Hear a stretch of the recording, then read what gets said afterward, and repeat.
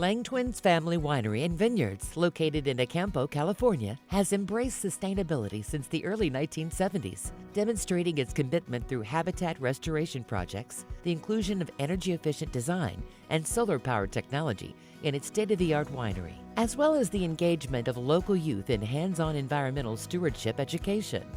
The LangeTwins' sustainable and regenerative farming principles and practices have increased the biodiversity in and around its vineyards, enriched the soil, and improved the watershed. As these practices are more effective on a large neighborhood scale, LangeTwins have shared its knowledge with the greater community of wine growers and the next generation of land stewards, evidenced most recently by its neighborhood collaboration to control the damaging wine mealybug through pheromone distribution, environmentally safe control method.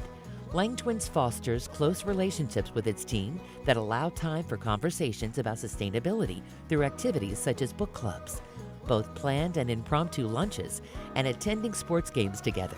With the fifth generation now leading the way, the LangeTwins family truly embodies their mission of cultivating a lasting impact together. For their leadership and dedication to sustainability,